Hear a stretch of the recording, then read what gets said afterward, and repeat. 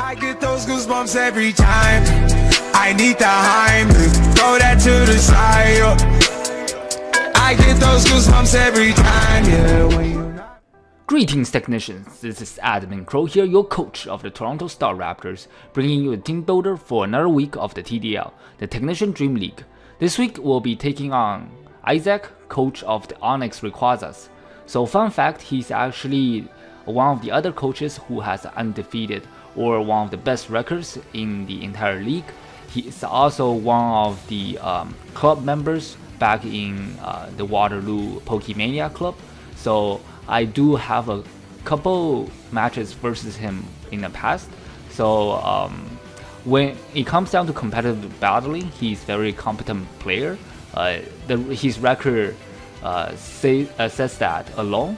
So he's definitely someone that I couldn't sleep on. So I actually brought all the respect this week, both for his record and him just as a player in general. So it's definitely gonna be a very tough match for us to see if the Raptors can come out on top. So let's just jump into the team builder, shall we? So this week, of course, I have to bring Tapu Koko Kaminari coming back once again, packing the Shuka Berry with the ability Electric Surge, of course with the move Grass Knot, U-Turn, Hidden Power Ground, and Thunderbolt. His entire roster should appear by your right now. So as you can see, his entire roster is pretty ground weak. He actually made 3 transactions last week, trading away one of his ground resist, mainly being the Breloom, and one of his electric immunity, a very good Coco track in my opinion, which is Duxtrio for, I believe it was Blissey and Mamoswine respectively. And the other trade was he actually dropped a Mega Lopunny the week prior and picked up Mega Gyarados, which is actually another mon that's going to be weak to Tapu Koko. That's the reason I'm bringing Tapu Koko this week. I think I actually have brought Tapu Koko every single week in the past. So for the moves, the Grass Knot obviously is to hit the Mamoswine, and U-Turn is because this week I don't want to lock myself into Volt Switch, or I guess lose momentum if he goes into one of his 2 ground electric immunities, one of them being Mamo and the other one being the Alola Marowak. Both can put on superb offensive pressure on the physical side. So if I do lose momentum on that side, on that turn, where I go for the Volt Switch, I'm gonna be in quite a bit of trouble. That's why I opt to go for the U-turn for the first time. So Hidden Power Ground, as I mentioned before, his entire roster is very ground weak.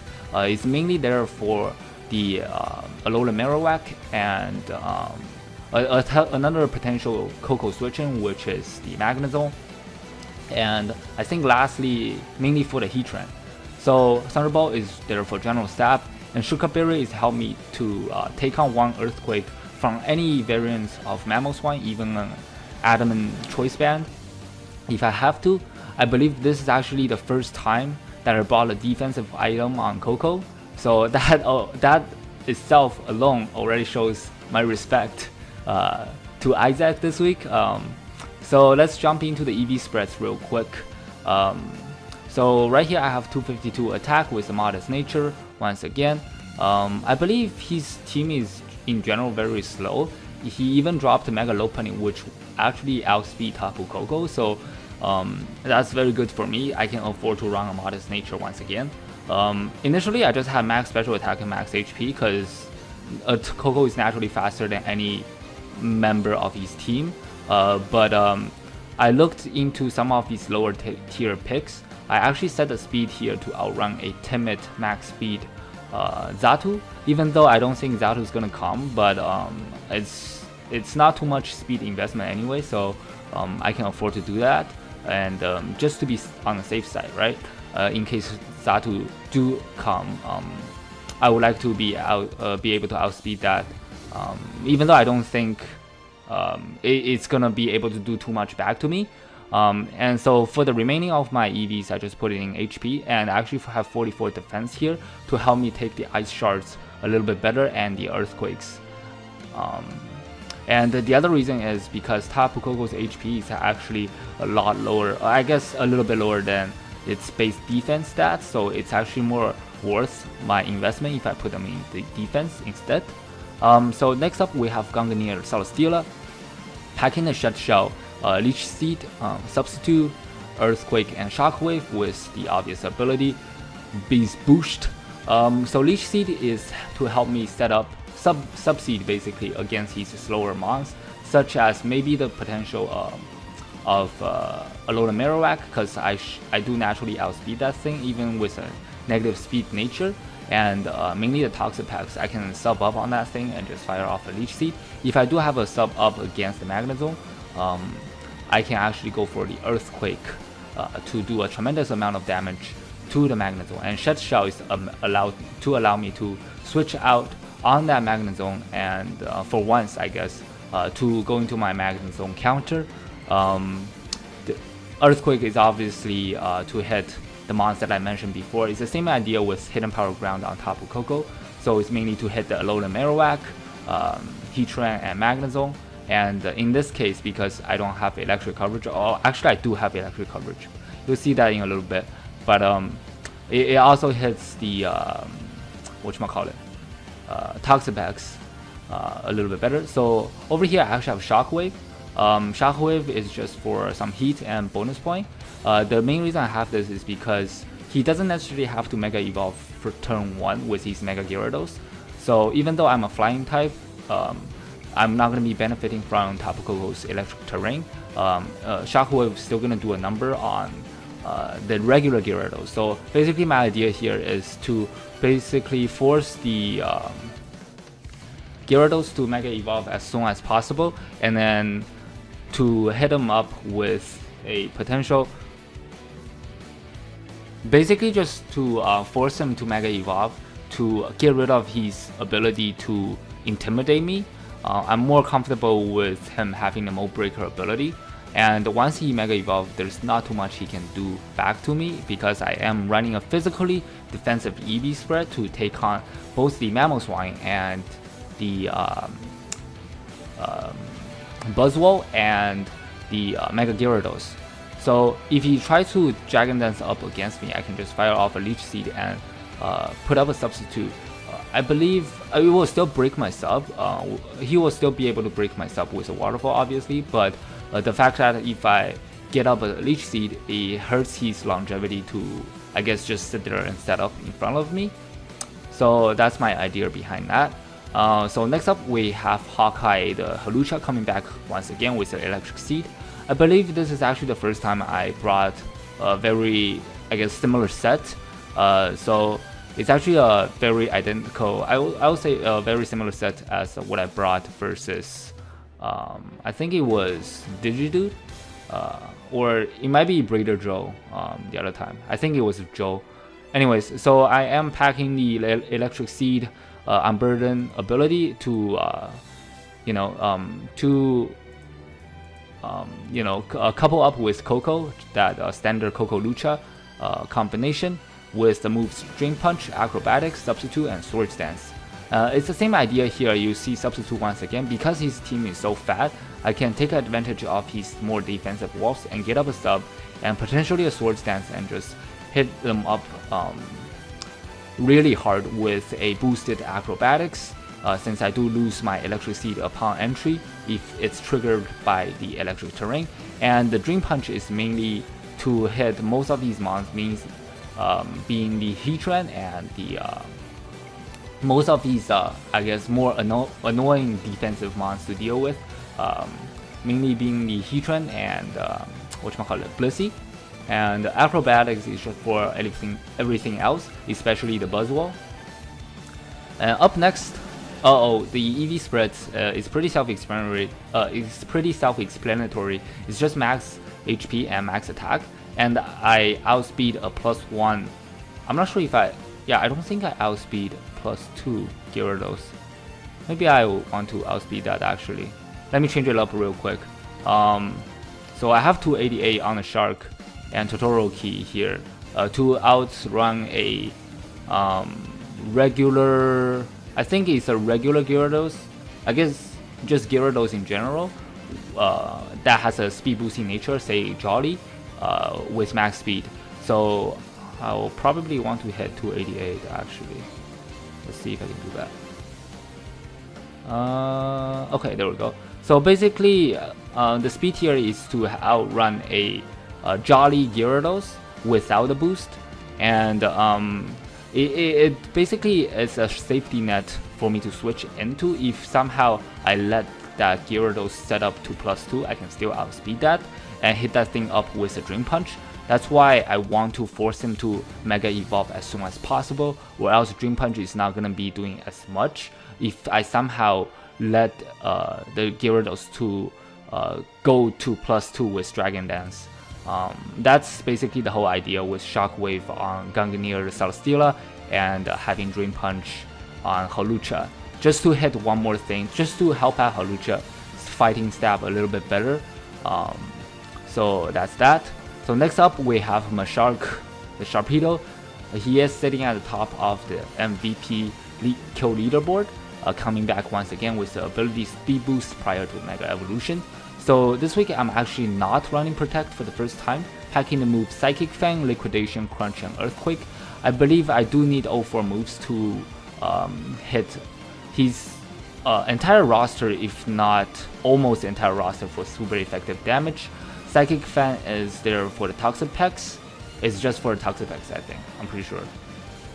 Yeah, and maybe Vileplume. Liquidation is there for the Alola Marowak and the Heatran, depending on situation. Because Earthquake also hits the Heatran. I can also go with Heatran, Earthquake on the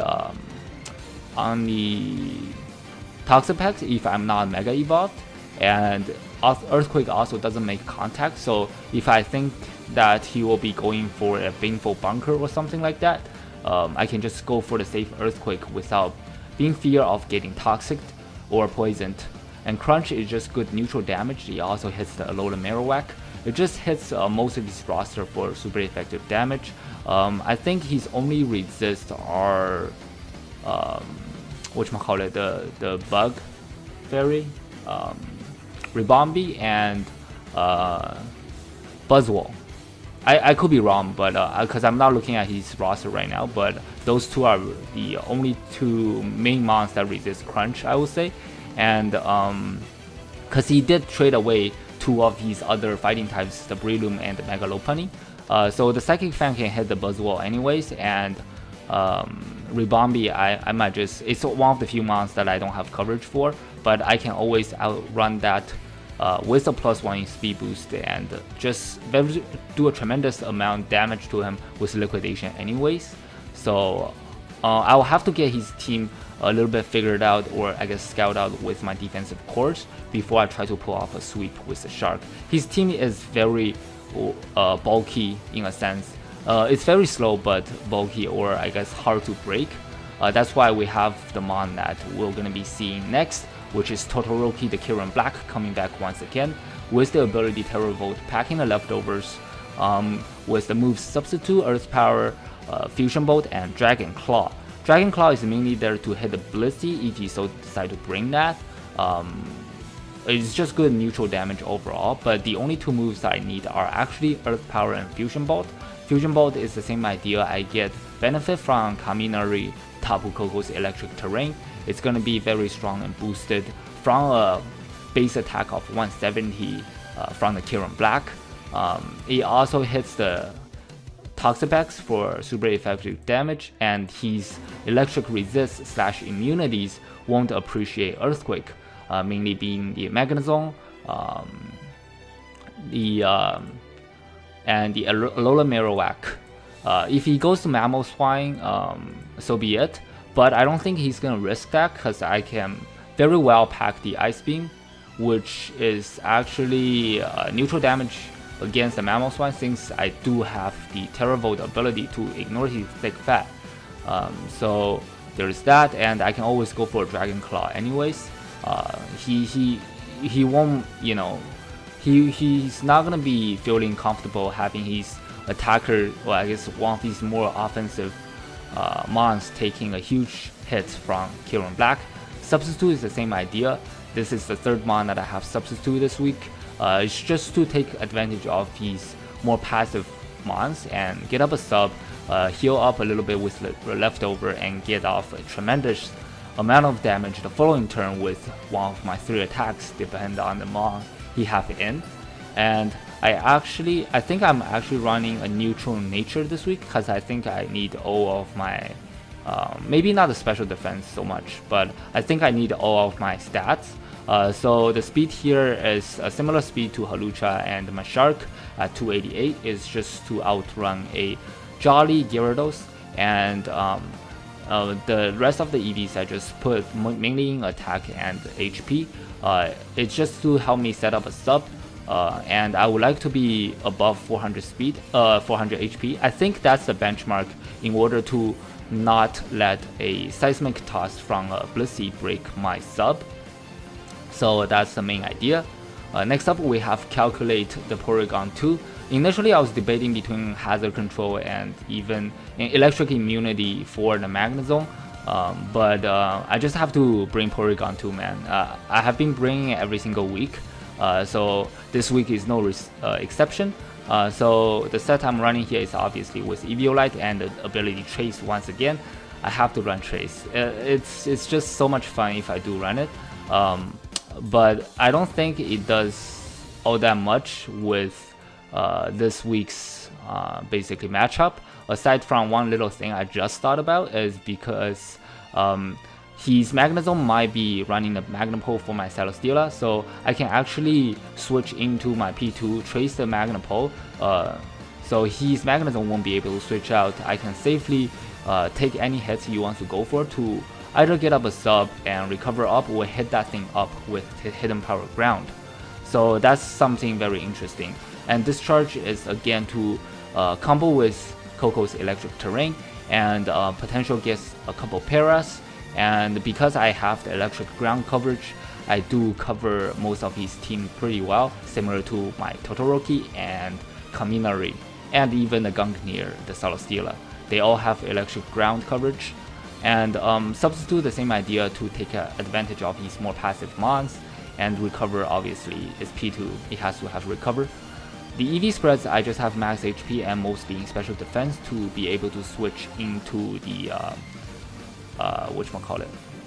Magnezone, and this is basically my designated switching to the Magnezone. As you can see, I don't have a ground type, so he can pretty freely bow switch over my team. But if he does go for the bow switch, I get I take that pretty well. So I just want to bring all the offense. It's a lot more rewarding, I feel like, and a lot more fun if you play offensively. And as you can see this week, I did bring all the respect I have for Issac, both as an opponent and as a player. Basically, I brought all of my high tier mons. It's a very similar team, or I guess the mons that I brought are very similar against Lo-Fi in week 1, except for the Hawlucha, because I didn't have it at that point. Basically, I brought all 3 of my tier 1s, tier 3, the Mega, and the tier 2.